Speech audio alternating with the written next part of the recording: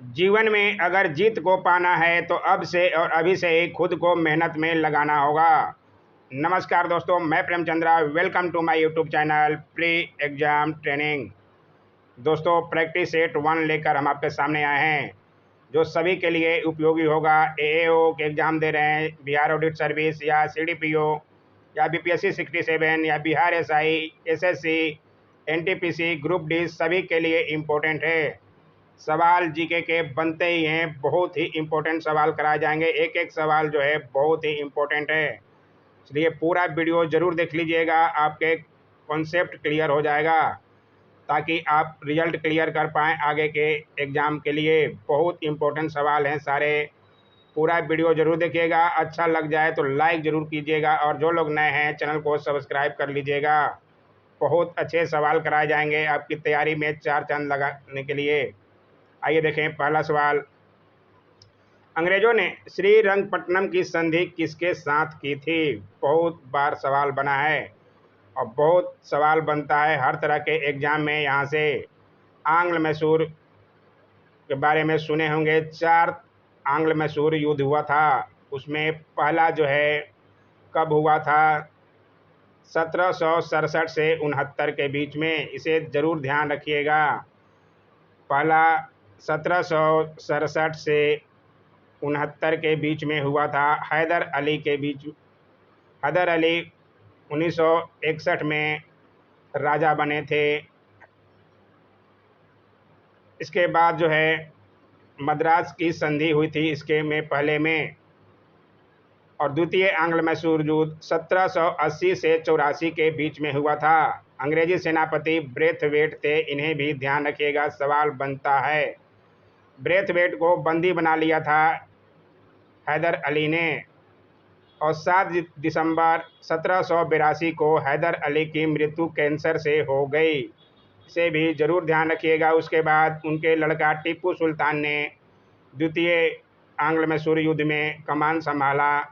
लगभग 1 साल तक वो भी लड़े, लेकिन नतीजा नहीं निकला। और उसके बाद मार्च 1784 में मंगलोर की संधि होती है।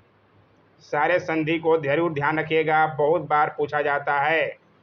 द्वितीय में मंगलोर की संधि होती है, और तृतीय के बारे में ये पूछ रहा है। तीसरा जो है 1790 से 92 के बीच में हुआ था। लॉर्ड कर्नवालिस उस समय थे। टीपू सुल्तान की इसमें हार होती है, और वही पूछ रहा है। उसके बाद जो है श्रीरंगपट्टनम की संधि होती है। और श्रीरंगपट्टनम की संधि में क्या होता है, आइए दिखाते हैं क्या नुकसान हुआ टीपू सुल्तान का। तृतीय आंग्ल मैसूर युद्ध 1790 से 92 का अवसान श्रीरंगपट्टनम की संधि मार्च 1792 द्वारा हुआ। इस संधि में अंग्रेजों की ओर से कर्नवालिस तथा मैसूर से टीपू सुल्तान शामिल थे।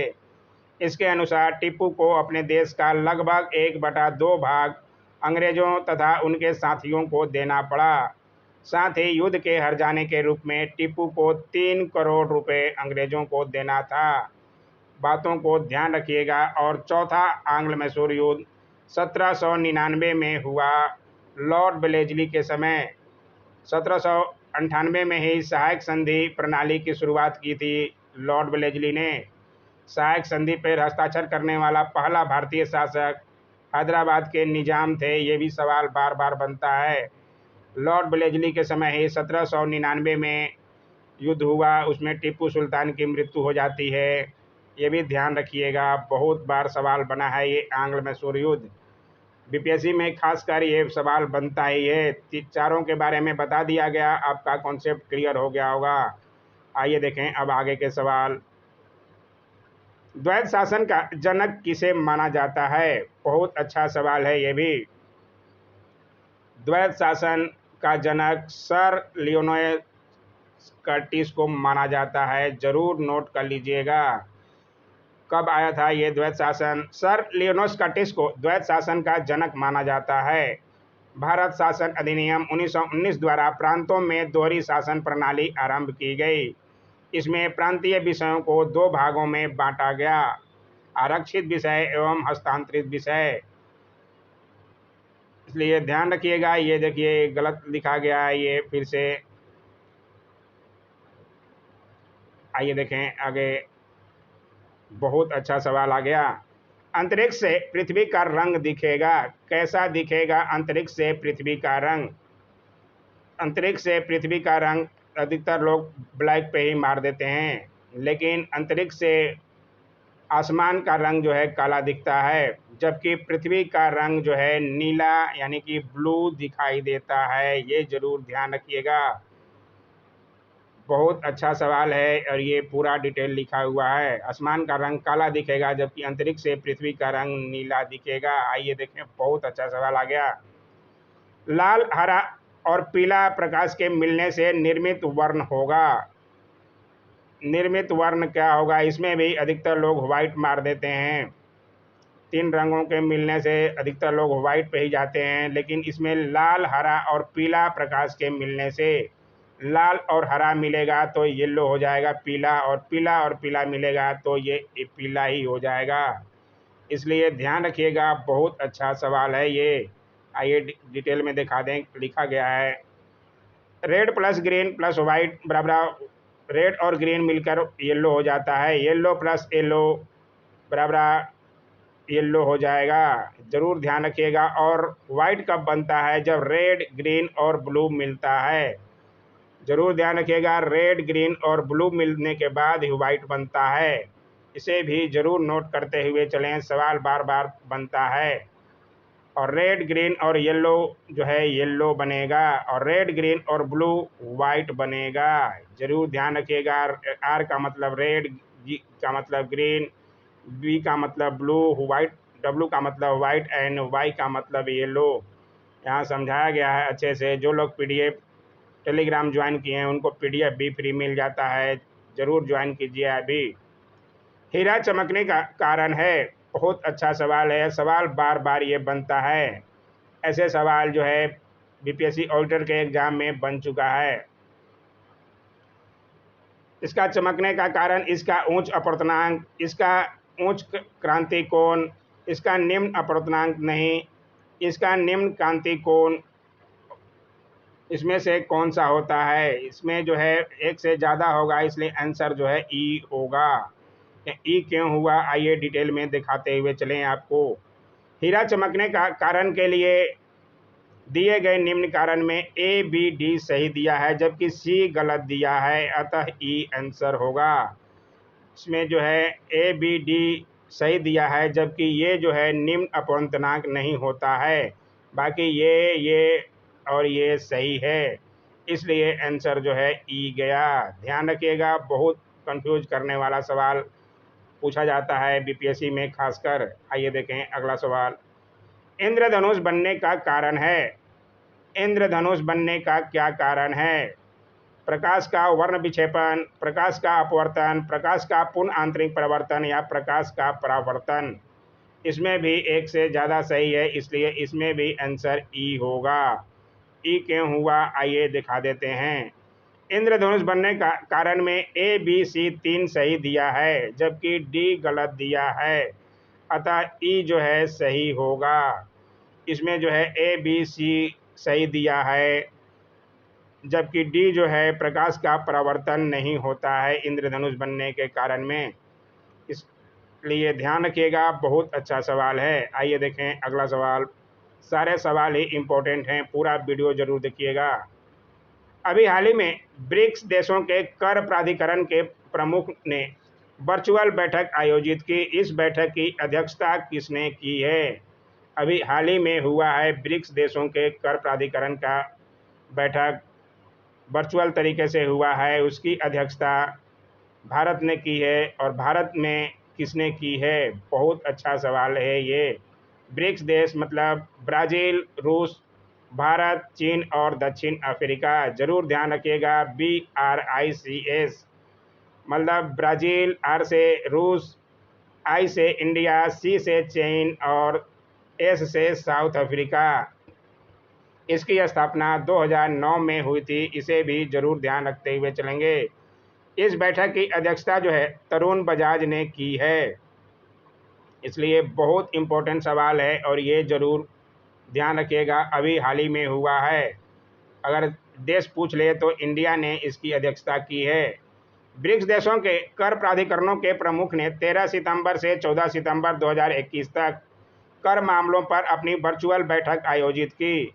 यह बैठक भारत की अध्यक्षता में हुई। इस बैठक की अध्यक्षता राजस्व सचिव तरुण बजाज ने भारत में कर प्राधिकरणों के प्रमुख के रूप में की है। जरूर ध्यान रखिएगा, सवाल बहुत ही इम्पोर्टेंट है। आइए देखें अगला सवाल। वर्ष 2020-21 के बिहार बजट में सर्वाधिक रुपया कहाँ खर्च किए गए? सवाल बहुत ही ज़्यादा इम्पोर्टेंट है। 2020-21 के बिहार बजट में सर्वाधिक रुपया जो है सामाजिक सेवाओं पर खर्च किए गए। जरूर ध्यान रखिएगा, कोरोना काल की स्थिति था, कितना खर्च किया गया आइए दिखा देते हैं। सामाजिक सेवा पर 79,187 करोड़ रुपया, समान सेवाओं पर 51,954 करोड़ रुपया और आर्थिक सेवाओं पर 33,604 करोड़ रुपया खर्च किए गए। इन्हें जरूर ध्यान रखिएगा, सबसे ज़्यादा जो है सामाजिक सेवा पर खर्च किया गया। आइए देखें अगला सवाल। बिहार सोशलिस्ट पार्टी कब गठित हुई? बहुत इम्पोर्टेंट सवाल है और लगभग हर बीपीएससी में पूछा ही जाता है। आपका कॉन्सेप्ट क्लियर कराने के लिए यह सवाल लिया गया है ताकि आप कंफ्यूजन नहीं रहें। 1931 और 1934 में कंफ्यूजन रहता है सभी स्टूडेंटों को। बिहार सोशलिस्ट पार्टी जो है 1931 में गठित हुई थी, इसे जरूर ध्यान रखिएगा। और इसी का नाम जो है बाद में 1934 में किया गया। क्या किया गया आइए दिखाते हैं डिटेल। बिहार सोशलिस्ट पार्टी का गठन 1931 में गंगा शरण सिन्हा, राम वृक्ष बेनीपुरी और रामानंद मिश्र द्वारा किया गया था। पूरी बातों को नोट कर लीजिएगा एक बार, कंफ्यूजन नहीं रहेगा। बाद में 1934 में पटना के अंजुमन इस्लामिया हॉल में बिहार सोशलिस्ट पार्टी की औपचारिक स्थापना हुई। बिहार सोशलिस्ट पार्टी, जिसे कांग्रेस सोशलिस्ट पार्टी भी कहते हैं, इसके अध्यक्ष जो हैं आचार्य नरेंद्र देव और सचिव जयप्रकाश नारायण थे। बार बार सवाल बीपीएससी में तो बनता ही है, इसलिए ज़रूर ध्यान रखिएगा, इसका नाम ही जो है कांग्रेस सोशलिस्ट पार्टी रखा गया था। बिहार सोशलिस्ट पार्टी अगर पूछे तो 1931 में गंगा शरण सिन्हा, राम वृक्ष बेनीपुरी और रामानंद मिश्र द्वारा किया गया था। और बाद में 1934 में कांग्रेस सोशलिस्ट पार्टी या बिहार सोशलिस्ट पार्टी पूछे तो उसके जो हैं अध्यक्ष आचार्य नरेंद्र देव और सचिव जयप्रकाश नारायण थे। ये सवाल जरूर ध्यान रखिएगा। आइए देखें अगला सवाल। बिहार शिक्षा दिवस कब मनाया जाता है? बिहार दिवस तो 22 मार्च को मनाया जाता है, सबको ज्ञात होना चाहिए। लेकिन बिहार शिक्षा दिवस जो है 11 नवंबर को मनाया जाता है, इसलिए ज़रूर ध्यान रखिएगा 11 नवंबर को मनाया जाता है। किस लिए मनाया जाता है आइए देखें। बिहार राज्य में शिक्षा दिवस का आयोजन 11 नवंबर को मौलाना अबुल कलाम आज़ाद, जो भारत के प्रथम शिक्षा मंत्री थे, के जन्म दिवस के अवसर पर मनाया जाता है। मौलाना अबुल कलाम आज़ाद का नाम सुनते ही आता होगा, सबसे कम उम्र के बनने वाले कांग्रेसी और सबसे ज़्यादा साल तक रहने वाले कांग्रेस के अध्यक्ष यही थे। इनका नाम जरूर ध्यान रखिएगा और अच्छा लगे तो चैनल को सब्सक्राइब जरूर कीजिएगा दोस्तों, बहुत फ़ायदा मिलने वाला है आपको। मौर्यों के बाद दक्षिण भारत में सबसे प्रभावशाली राज्य था। मौर्यों के बाद कौन थे? मौर्य से पहले आपका मगध चालू होता है, हर्यक वंश, उसके बाद शिशुनाग वंश, उसके बाद नंद वंश और उसके बाद मौर्य वंश। अंतिम नंद वंश के शासक घनानंद को हराकर मौर्य वंश की स्थापना चंद्रगुप्त मौर्य ने की थी। और अंतिम मौर्य वंश के शासक जो है बृहद्रथ को हराकर शुंग वंश की स्थापना पुष्यमित्र शुंग द्वारा किए गया था। ये मौर्योत्तर में चला जाएगा। शुंग वंश के बाद कण्व वंश और उसके बाद सातवाहन वंश, सबसे ज़्यादा प्रभावशाली सातवाहन वंश था। जरूर ध्यान रखिएगा, क्रम से आप जानिएगा तो सारे नोट हो जाएगा। शुंग वंश की स्थापना 187 ईसा पूर्व में, उसके बाद आया था कण्व वंश, उसके बाद सातवाहन वंश, उसके बाद वकाटक वंश और उसके बाद शक वंश। और उसके बाद जो है कलिंग राज खारवेल का समय आया था। से जरूर ध्यान रखिएगा। सबसे प्रभावशाली राज्य पूछ रहा है सातवाहन वंश। मौर्य के बाद मौर्योत्तर काल चालू होता है, इसलिए ध्यान रखिएगा। आइए देखें अगला सवाल। निम्नलिखित में से कौन एक कनिष्क के दरबार से संबंध नहीं थे? बहुत अच्छा, ये भी सवाल आ गया। कनिष्क का शासन जो है 78 ईस्वी से 105 ईस्वी तक चला था, जरूर ध्यान रखिएगा। और चौथी बौद्ध संगीति कनिष्क के काल में ही हुई थी। इनके दरबारी में अश्वघोष, नागार्जुन, चरक, पार्श और वसुमित्र थे। 4-5 का नाम जरूर ध्यान रखिएगा। पहला अश्वघोष, उसके बाद नागार्जुन, चरक, पार्श और वसुमित्र ये थे। और इसमें पतंजलि जो है इनके दरबारी नहीं थे। पतंजलि एक बहुत बड़े विद्वान भी थे और आयुर्वेद के आचार्य भी थे। इन्हीं के नाम पर बाबा रामदेव ने पतंजलि नाम रखा है, इसलिए इसमें ध्यान रखिएगा। पतंजलि जो है कनिष्क के शासनकाल में नहीं थे। पतंजलि एक महान चिकित्सक और पुष्यमित्र शुंग के पुरोहित थे। इन्होंने पुष्यमित्र शुंग का अश्वमेध यज्ञ भी संपन्न कराया था, इसलिए ध्यान रखिएगा। ये चिकित्सक भी थे और इनका जो है अश्वमेध यज्ञ कराने का नाम आता है पुष्यमित्र शुंग के समय में। पुरोहित थे। अच्छा लगे तो लाइक और चैनल को सब्सक्राइब जरूर कीजिएगा दोस्तों। आइए देखें अगला सवाल। लोकसभा में सीटों के मामले में सर्वाधिक सीट किस राज्य से आती है? बहुत अच्छा सवाल है। ऐसे सवाल जो है बीपीएससी ऑडिटर के एग्जाम में पूछा था, राज्यसभा की सीटें पूछ लिया गया था, इसलिए लोकसभा की सीटें भी बताया जा रहा है ताकि आपका कन्फ्यूजन दूर हो जाए। आगे आने वाले एग्जाम में शायद पूछा भी जा सकता है। इसमें जो है राज्यसभा के सर्वाधिक, ये लोकसभा के लिए सर्वाधिक सीटें जो है उत्तर प्रदेश से आती है। उसके बाद जो है महाराष्ट्र का नंबर आता है, उसके बाद पश्चिम बंगाल और उसके बाद बिहार का नंबर आता है। जरूर ध्यान रखिएगा। बिहार से 40, पश्चिम बंगाल से 42, महाराष्ट्र से 48 और उत्तर प्रदेश से 80 सीटें हैं। जरूर नोट कर लीजिएगा, सवाल बन सकता है आगे आने वाले एग्जाम में। ऑडिटर के एग्जाम में राज्यसभा से तो पूछ ही लिया था। Like, share, comment and channel को सब्सक्राइब जरूर कीजिएगा दोस्तों। आइए देखें अगला सवाल। पुष्यमित्र शुंग द्वारा 2 अश्वमेध यज्ञ किए जाने के बारे में जानकारी किस लेख से मिलती है? बहुत अच्छा सवाल है ये भी। सारनाथ लेख, अयोध्या लेख, बेसनगर लेख और हाथी गुफा लेख, इन चारों के बारे में आपको बता देते हैं। बहुत बार सवाल बनता है। सारनाथ लेख बहुत इंपॉर्टेंट है। सारनाथ स्तंभ लेख जो है अशोक ने सारनाथ में बनवाया था। इस स्तंभ में ही 4 शेर एक दूसरे से पीठ सटाकर बैठे हुए हैं। आप देखते होंगे इंडिया के में पीठ सटाकर 3 दिखते हैं शेर आपको, लेकिन एक पीछे वाला नहीं दिखता, इसलिए ध्यान रखिएगा। 4 शेर जो हैं एक दूसरे से पीठ सटाकर बैठे हैं और भारत ने इस स्तंभ को राष्ट्रीय प्रतीक के रूप में अपनाया है तथा स्तंभ के निचले भाग पर स्थित अशोक चक्र को तिरंगे के मध्य में रखा है, जिसमें 24 तिलियां होती है। सब लोग जानते होंगे अशोक स्तंभ में से 24 तिलियां होती है। अशोक चक्र को अपनाया गया है। और अयोध्या लेख जो है ये तो पुष्यमित्र शुंग का ही है। और बेसनगर लेख जो है मध्य प्रदेश के विदिशा जिले में बेसनगर में स्थित है। बहुत अच्छा सवाल है। हाथी गुफा अभिलेख कलिंग राज खारवेल का है। बहुत बार सवाल इन पे बना है। हाथी गुफा अभिलेख जो है खारवेल से संबंधित है। खारवेल से संबंधित है, इनका जरूर ध्यान रखिएगा। बहुत बार सवाल ये बना है, इसलिए नोट करते हुए चलेंगे। और ये कहाँ है? उड़ीसा के भुवनेश्वर के पास उदयगिरी पहाड़ी की गुफा में स्थित है। हाथी गुफा अभिलेख। पूरी बातों को समझ लीजिएगा, नोट कर लीजिएगा।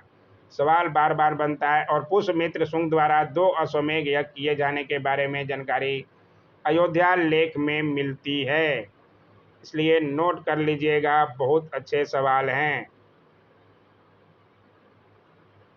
आइए शुंग वंश के प्रथम शासक पुष्यमित्र शुंग का एक शिलालेख अयोध्या से प्राप्त हुआ था, जिसमें उन्हें सेनापति कहा गया था तथा उनके द्वारा 2 अश्वमेध यज्ञों के लिए किए जाने का वर्णन है। उसमें सेनापति ये किसके थे? मौर्य वंश के अंतिम शासक बृहद्रथ के सेनापति थे। उन्हीं का हत्या कर कर ये शुंग वंश की स्थापना किए थे पुष्यमित्र शुंग। जरूर ध्यान रखिएगा। आइए देखें अगला सवाल। प्राकृतिक रबड़ किसका बहुलक है? प्राकृतिक रबड़ इसमें से आइसोप्रीन का बहुलक है। जरूर ध्यान रखिएगा। यह सवाल भी बन चुका है और बनता है हर तरह के एग्जामों में। आइए देखें अगला सवाल। निम्नलिखित में से किसने हाल ही में एशियाई ओलंपिक परिषद के कार्यकारी अध्यक्ष के रूप में पदभार संभाला है? बहुत अच्छा सवाल है। एशियाई ओलंपिक परिषद के कार्यकारी अध्यक्ष के रूप में रणधीर सिंह ने संभाला है। राजा रणधीर सिंह का नाम जरूर ध्यान रखिएगा। हाल ही में भारत के राजा रणधीर सिंह ने एशियाई ओलंपिक परिषद के कार्यकारी अध्यक्ष के रूप में पदभार संभाला है। राजा रणधीर सिंह 5 बार के ओलंपिक निशानेबाज और 1978 में एशियाई खेलों के स्वर्ण पदक विजेता हैं। इन्हें जो है एशियाई ओलंपिक परिषद के कार्यकारी अध्यक्ष के रूप में पदभार दिया गया है। ध्यान रखिएगा। आइए देखें अगला सवाल। ध्वनि के मात्रक को क्या कहा जाता है? ऐसे सवाल बार बार पूछे जाते हैं मात्रक पर बीपीएससी में। ध्वनि के मात्रक को डेसिबल कहा जाता है। जरूर ध्यान रखिएगा। बहुत अच्छा सवाल है ये। आइए देखें अगला सवाल। 2011 की जनगणना के अनुसार बिहार का जनसंख्या घनत्व कितना है? बहुत अच्छा सवाल है और बच्चे बहुत कंफ्यूज हो जाते हैं 1102 और 1106 में। लेकिन ध्यान रखना है बिहार का जनसंख्या घनत्व 1106 व्यक्ति प्रति वर्ग किलोमीटर है। जरूर ध्यान रखिएगा। कंफ्यूज नहीं होइएगा, नहीं तो गलत हो जाएगा। आइए देखें अगला सवाल। हवा में प्रकाश की चाल निर्भर करती है। बहुत अच्छा ये भी सवाल है। हवा में प्रकाश की चाल जो है उसके घनत्व यानी कि डेंसिटी पर निर्भर करती है। इसे जरूर नोट कर लीजिएगा। बहुत अच्छा सवाल है। आइए देखें अगला सवाल। निम्नलिखित में से कौन कीट नहीं है? यह सवाल जो है जीपीएससी में पूछ चुका है अभी हाल ही में। 19 कल ही हुआ था 19 तारीख को। कौन कीट नहीं है? इसमें से मच्छर, मकड़ी, घरेलू मक्खी, दीमक में से मकड़ी जो है कीट नहीं है। तो ध्यान रखिएगा। कीटों के उदाहरण आइए दिखा देते हैं। में मच्छर, घरेलू मक्खी, मधुमक्खी, सरसों में लगने वाली माहू, दीमक, टीडी, लाख कीट और रेशम कीट हैं। ये कीटों के उदाहरण हैं। जरूर ध्यान रखिएगा। सवाल बन चुका है। कल ही हुआ था एग्ज़ाम 19 को जेपीएससी का, उसमें बना था। इसलिए मकड़ी जो है इसमें कीट नहीं है। आइए देखें अगला सवाल। ये सवाल भी जेपीएससी में बना है कल के एग्ज़ाम में। बहुत अच्छा सवाल है और आज का आखिरी सवाल है। निम्न में से कौन विद्युत चुंबकीय तरंग का उदाहरण नहीं है? पराध्वनिकी तरंगें, गामा किरणें, एक्स किरणें, पराबैंगनी किरणें। इसमें से गामा किरणें, एक्स किरणें और पराबैंगनी किरणें जो हैं विद्युत चुंबकीय तरंग का उदाहरण है। यहाँ नहीं है पूछ रहा है, तो पराध्वनिकी तरंग जो है विद्युत चुंबकीय तरंग का उदाहरण नहीं है। ध्यान रखिएगा। बहुत अच्छा सवाल है, ये पूछा गया है जेपीएससी में।